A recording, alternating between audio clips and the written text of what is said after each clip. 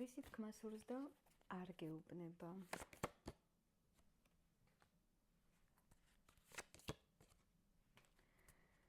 ისე ნამდვილად არ აქვს სურვილი საუბარის.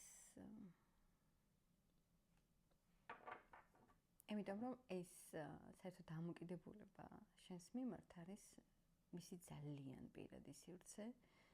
საკუთარ თავთანაც კი ძალიან იშვიათად ხდება რომ ფიქრობდეს ბევრს, რადგანაც თითქოს ამ ადამიანმა ეს გვერდი ჩახურა. იმდენად მტკივნეულია, რომ ემოციები დღემდე აქვს და დღემდე აწუხებს.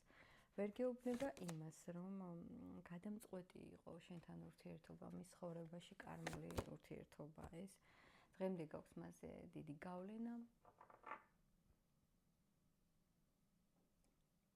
აუხსნელი ენერგეტიკა. თქვენ მაინც დაკავშირებული ხართ ერთმანეთთან. და თუ ვინმეს მაინც დასრულებული გონიათ ეს ურთიერთობა, რაც მე აქ ნათლად მიჩანს, მაინც დასრულებული არ არის ეს ყველაფერი. რაც არ უნდა გაიქცეს, რაც არ უნდა არიფიქროს, აუხსნელი მონატრება. თქვენზე ფიქრი, პასიური დარდი, რაც არ უნდა გაქცევა კონდეს, მაინც აქვს.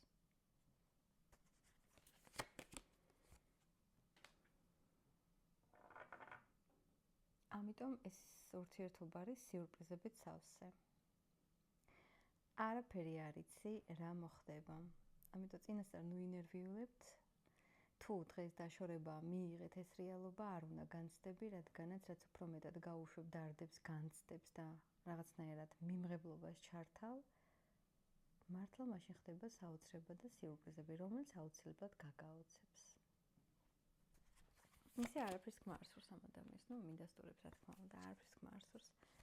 იმიტომ რომ თავის ემოციებს იმდენად დიდ პატივს სცემს, რომ ამაზე არავისთან არ საუბრობს და ყოველთვის თავისთვის არის ჩაკეტილი.